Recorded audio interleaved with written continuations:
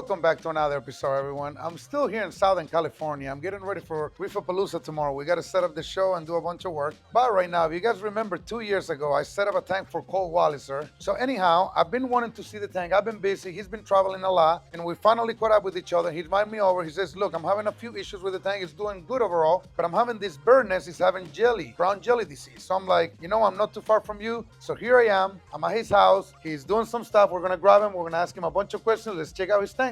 Let's go grab him.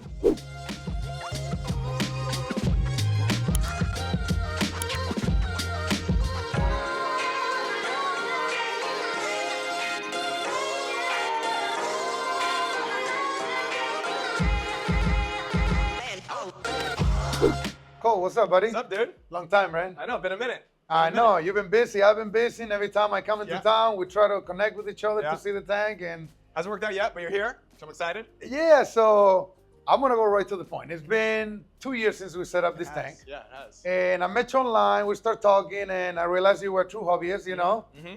And we ended up doing this setup for you. And there's a whole video about it. We're going to post a link below. I wanted to see what your reefing skills was, and I was a little afraid. I'm not going to lie. Hey, fair enough. I'm being very honest. I'm trying to be as open as I can, you know? Yeah.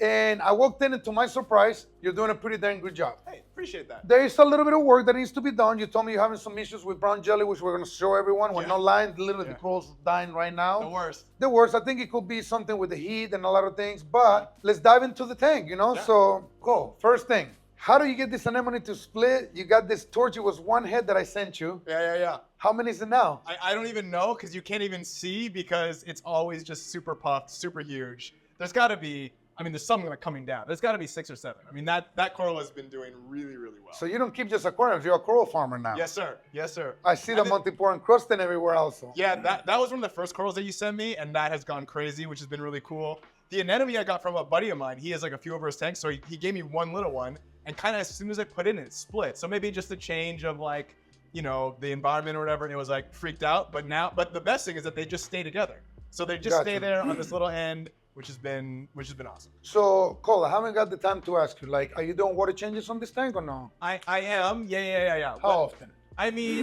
Okay, so when I'm here and in town, it can be pretty much once a week. Like I have my system like dialed, because if it's difficult for me, I know I won't do it. Okay. So I have like one of the big 30-gallon brutes, and like I fill those up with RO. I have a float valve even, so I just like glue it on, turn it on, fill it up. But I know exactly how much salt to put in, mix it, switch it in and out. It's really easy. But I travel, I get busy with work. And so probably, I probably went like a month and a bit. It really varies. So in a good month, once a month, twice a month? In a good month, at least twice a month, for sure. Twice a month. And in a bad month, you skip it? I'll skip it. I'm definitely conscious of it, but if it goes a couple weeks, I'm like, oh, I got to do one. But like I said, it was super busy. I probably went a month without doing one, right? Cool. So yeah, that's a thing that's always a little bit of a challenge, but I try to, like when I'm home and I have the time, I try to be diligent on it and do one. Cool. One week, yeah. And what salt do you use? I use a Nios as of late. Nios? Cool. I was kind of. How'd you get into that? I like some of their other products, yeah. And so, I don't know, it just also, it dissolves really quickly. And so for other stuff, I would like mix a salt and have to wait until the next day. But this one, it dissolves like in 20 minutes. I try to wait the next bit. Sometimes I just like put it in there, do some stuff, come back and it's done. And the parameters are also kind of what I like, because I was using the Red Sea Pro Reef, but the alk is so high that like that I didn't like it. So actually, here's how I got it. It was too much of a shock. I was mixing the Nios with the Red Sea, and because that would even out to be like the alk that I wanted, like 8, 9. All right. Because I think Nios is like 7, and then Red Sea is like 11 or something. All right. So I'd mix them. But then that just became too cumbersome. So now, and I just been using the Nios. So, you're pretty analytical. You're a thinker. Yeah, definitely. For sure. Definitely. I'm out thinking this tank all the time. If I had all the time in the world to take care of it, it would definitely just be skyrocketing. But it's the time. Gotcha. But I try to I try to outweigh my lack of time into my knowledge of it all. Gotcha. So try to like balance it out. Well, you know how I am. I'm a straight shooter. At the end of this video, I'm gonna give you my recipe and what I think you should do. But seriously, I'm gonna say it again. He's doing a phenomenal job. I did not expect some of these corals to be encrusted like that, and the size that they got. We just need to. There's a little bit of manicure needs to be done. Obviously, you've been super busy. Yeah. Couple corals need to be glued. There's a couple corals. There's 1 or 2 multi-pores that are not doing too well. The burn has got the brown jelly. But other than that, I mean, there's a box right here that you guys see. What is the ugly thing there? So we were deciding to take it out, to keep it. And I said, look, let's be real about it. That's one thing that I told him that it needs to change. There's going to be a little bit of the flow because this is a peninsula tank. And there's a little bit of film on the top with the draining issue. And Josh is better at explaining that. So I'm going to put Josh in contact with you so we can take care of that part. But I mean, man, even your fish. Yeah. Your fish, bro, they are just the chunk. Is that powder blue tank that you have? It is just yeah, he's a thick boy. He's a thick boy for huge. sure.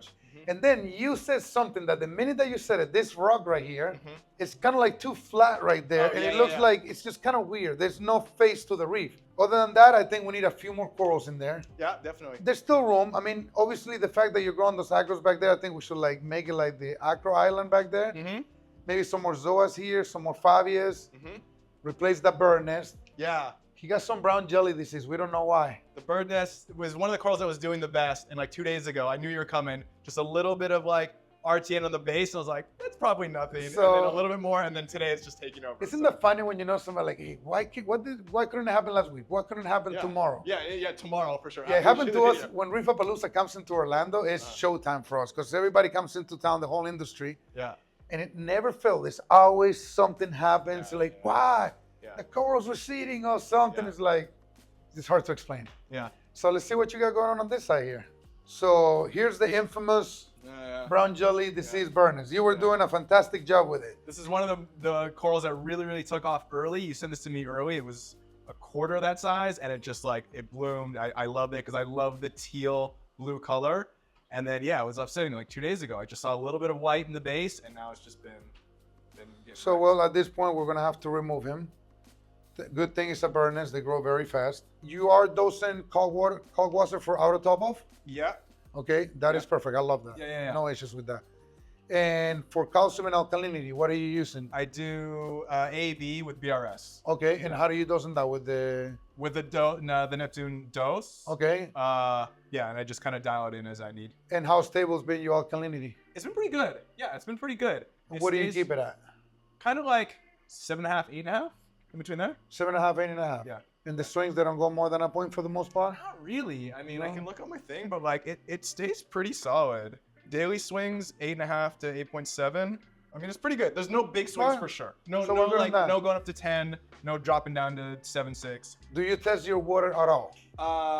Yes. That's well in between, yes, right? Yes. Yeah. How often, if you try to at least? It's the same thing. Like if I'm in the zone, we're testing. I mean, there's periods where I'm testing it every week, right? So with a water change, I'm testing. But like this past month has been kind of crazy, so I haven't tested in a month. All right. So the one thing that not ideal. No, not ideal. Don't try this at home. Yeah. But one of the main things that I would like for you to try is if you can give me a phosphate test once a week. If you believe your alkalinity is stable, let's leave that alone. Okay, yeah. That's my main one. That's my number one to test for. I do think phosphates have always been high for me. They've always been a little high. And so, but... I can tell. Look at your blue tank right there. Yeah. It's like a dump truck. Yeah. He's a big boy. So yeah, phosphates have always been a little high. Nitrates haven't been that bad. Nitrates generally 10 to 20, those they have spiked a little bit up to like 30, but like nothing crazier after that.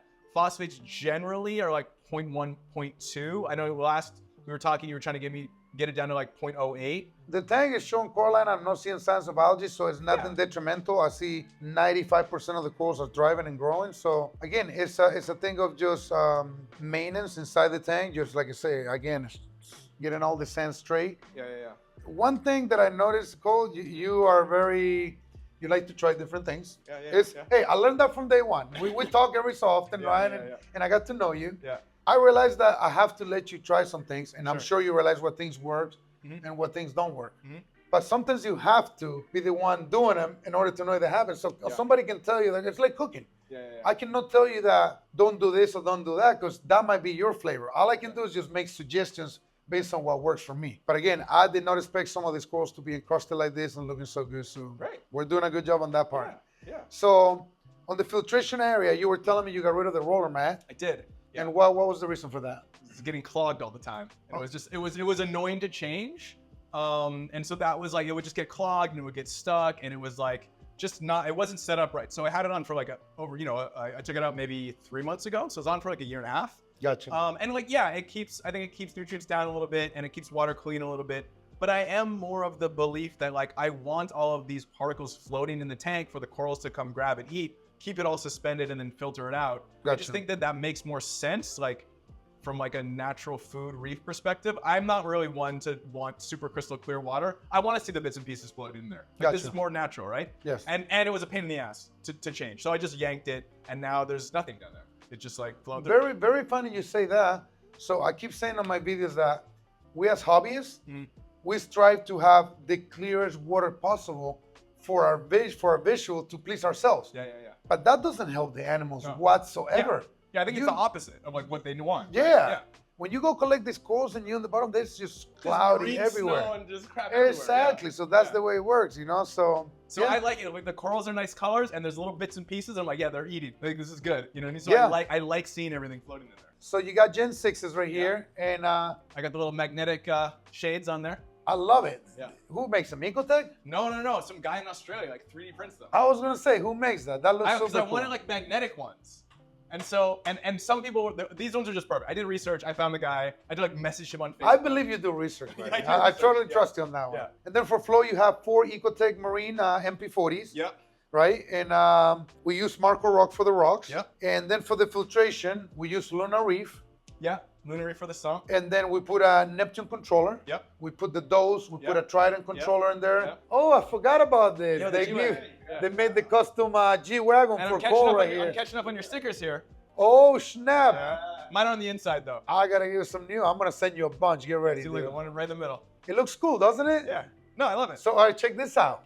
Since you're mentioning that, the 4,000 gallon at the store is gonna be that. Oh, just So all stickers? 22 feet long. Oh, wow. The whole thing's gonna be stickers on the bottom. But yeah, this is the custom control of the panel that it was built by Adaptive Reef. Yeah. And for protein skimming, you still got the good old Reef Octopus Regal, the 250S. Yep.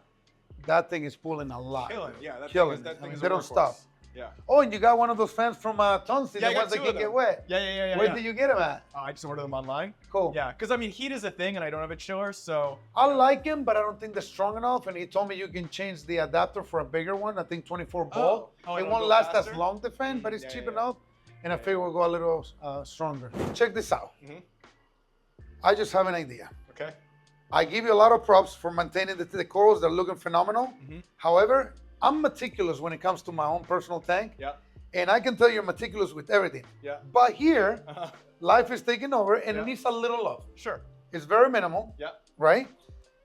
However, you know I'm running around, I'm doing videos. I would love to stay and help you, but I gotta go set up the show this weekend. Yeah. I gotta be at the show, blah, blah, blah. I'm gonna be busy. Mhm. However, you're very lucky. Okay. I do have my team with me. I'm gonna leave one of my technicians back. Okay. I'm gonna change his flight and I'm Yeah. having him come over here on Monday. Perfect. We're gonna glue more corals. We're gonna get rid of the bird nets, the Yeah. Montiporas. Yeah. All of these corals you have loose, we're gonna glue them. Yeah. We're gonna scrape a little bit of algae on the bottom. Yeah. It's minimal. We're gonna get rid of the box. Yeah. And you, since you know how to film, obviously you're Uh-huh. Cole Walliser, right? Uh-huh. So you're gonna give me some banging footage. Maybe you can give me a little Glambot or Little something. fish Glambot? Yeah, a little Yeah. something, Yeah, right? Yeah. So you're gonna send me some action, Uh-huh. and we're gonna show everybody a before and after. Yeah. So you guys don't see the tank right now. Obviously, you guys are seeing it. We're gonna give it to you guys in detail. Mm-hmm. It looks healthy, but we're gonna give it a makeover. Ooh, baby, got the worldwide corals showing up. Oh, we got Yo Vic hooked it up. Yo.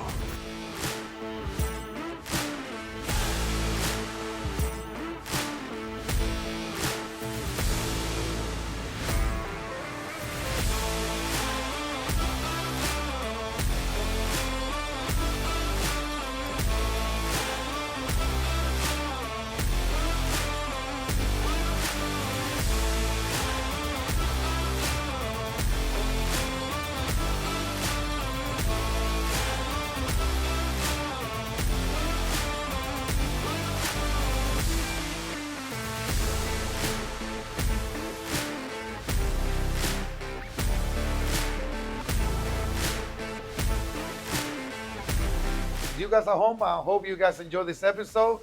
Hopefully we'll see Cole next year when the tank looks better. For right now, don't forget to subscribe to the channel. Post some comments below. If you guys want to know more about Cole and his tank, we'll see you guys on the next episode. Hey. See you.